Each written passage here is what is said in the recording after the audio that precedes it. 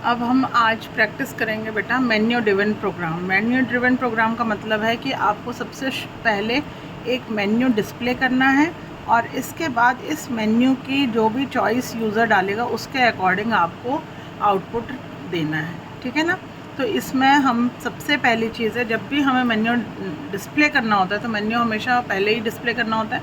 तो menu display करने मतलब आउटपुट, तो यानी कि हम प्रिंट स्टेटमेंट से ये सारा मेन्यू डिस्प्ले करेंगे और जहाँ पे हमें चॉइस लेनी है वहाँ हम इनपुट स्टेटमेंट। एक मैं ये सैम्पल प्रोग्राम दिखा रही हूँ। इस तरीके के प्रोग्राम जितना मैंने आपको कराया ये सारी चीज़ें मैं क्लास में करा चुकी हूँ, ठीक है।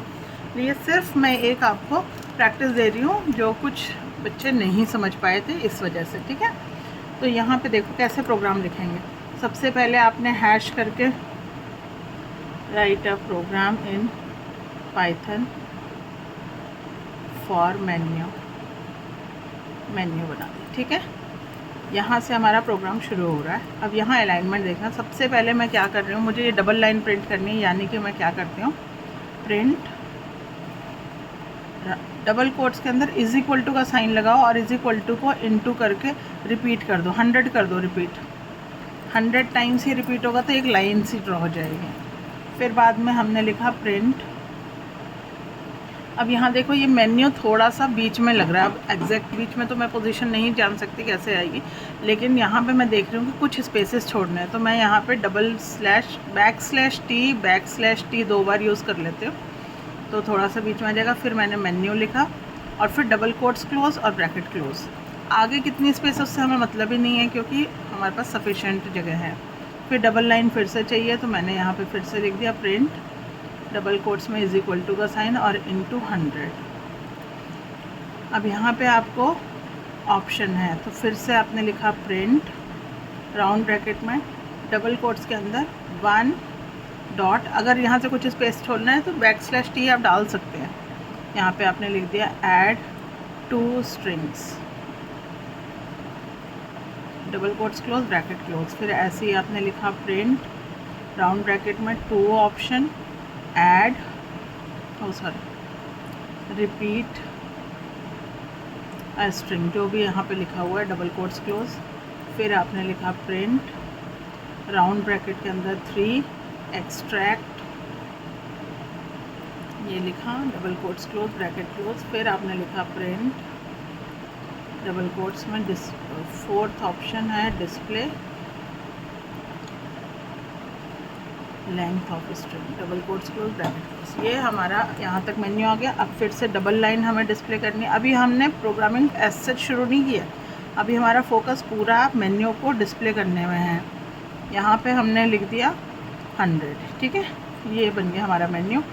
अब यहाँ से ये भी एक डिस्प्ले मैसेज है तो यहाँ पे हम क्या करेंगे, इनपुट करते हैं। CH में मैं स्टोर करती हूँ choice is equal to.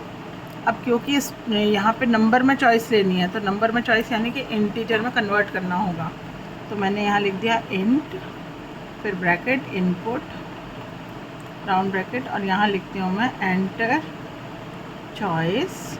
Message पूरा क्लियर लिखो 1 2 4 और ये लिख दिया double quotes close bracket 2 bracket close.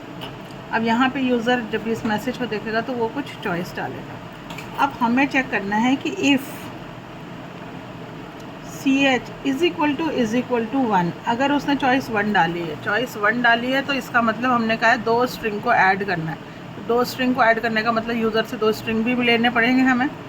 तो यहाँ पे हम ले लेते हैं S1 is equal to input round bracket में एंटर स्ट्रिंग, ठीक है, एंटर स्ट्रिंग कर दिया और ब्रैकेट क्लोज। S2 में हमने ले लिया input enter another string. 2 string आ गए हमारे पास। हम अब इन दोनों को हम क्या करते हैं, प्रिंट, सीधे ही प्रिंट कर देते हैं प्रिंट और स्ट्रिंग है S1 प्लस S2। जैसे ही हम, क्योंकि 2 स्ट्रिंग को कॉन्केटिनेट करना यानी कि जॉइन करना, ऐड 2 स्ट्रिंग्स का मतलब है दोनों स्ट्रिंग को ऐसे करके कॉन्केटिनेट करना, जॉइन करना, तो प्लस ऑपरेटर उसमें वर्क करता है। तो तो हमने यहाँ पे प्लस कर दिया। अब ये हो गया हमारा एक्शन। अब फिर हम करते हैं एलिफ, क्योंकि हमें देखना है अब सी एच की value. C H is equal to 2 में क्या कर रहा है, रिपीट है स्ट्रिंग नंबर ऑफ टाइम्स। अब यहाँ पे फिर से हम उससे यूज़र से स्ट्रिंग मांगते हैं। S1 is equal to input enter string, और n में हम ले लेते हैं int input enter number of times you want to repeat. यहाँ पे नहीं आ रहा, मैं यहाँ लिख देते हैं रिपीट, ठीक है। डबल कोट्स क्लोज, 2 ब्रैकेट बंद होंगे, याद रखो। अब यहाँ पे क्या किया, फिर सीधे प्रिंट लिख दिया। प्रिंट S1 वो आपका स्ट्रिंग हो गया और इनटू का साइन लगा के n कर दिया, यानी S1 जो भी स्ट्रिंग होगा वो n number of times repeat हो जाएगा, ठीक है। इसी तरीके से हमने फिर आगे लिख दिया एलिफ, फिर C H is equal to 3। अगर 3 है चॉइस तो क्या बोल रहा है वो, हमें एक्सट्रैक्ट स्ट्रिंग करना है। तो यहाँ पे हम लोग कर लेते हैं S1 वही इनपुट एंटर स्ट्रिंग, और S2 में इनपुट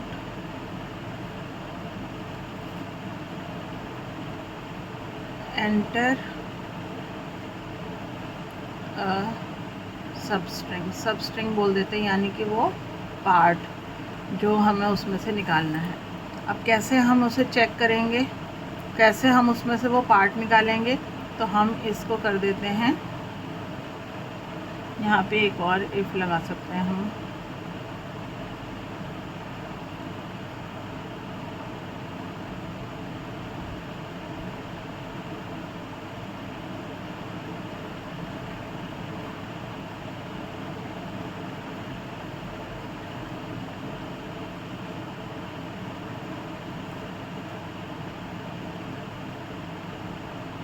हमने चेक कर लिया S2 S1 में है या नहीं है।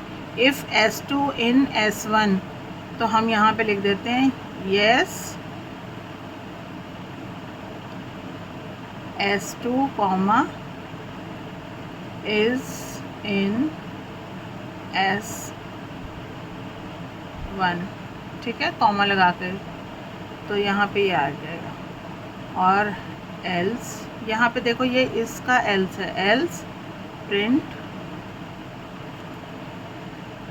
नॉट फाउंड, ये मैसेज लिख दिया।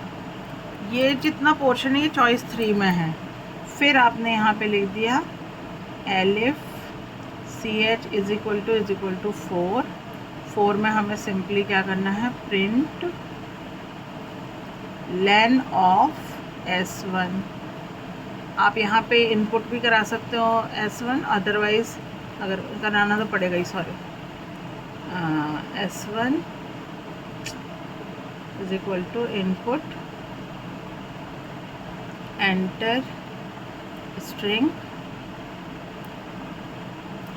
और फिर आपने यहाँ पे कर दिया प्रिंट लेन ऑफ S1, ठीक है, 2 ब्रैकेट बंद। और फिर हम यहाँ पे लिखते हैं एल्स, इसके अलावा 1 to 4 के अलावा कोई और चॉइस है तो हम सिंपल एक मैसेज लिख देते हैं, प्रिंट डबल कोट्स में इनवैलिड चॉइस, ठीक है। तो इस तरीके से करके हम एक मेन्यू ड्रिवन प्रोग्राम बना सकते हैं, ठीक है बेटा। इसी पैटर्न पे कोई भी प्रोग्राम आएगा, concept will remain the same.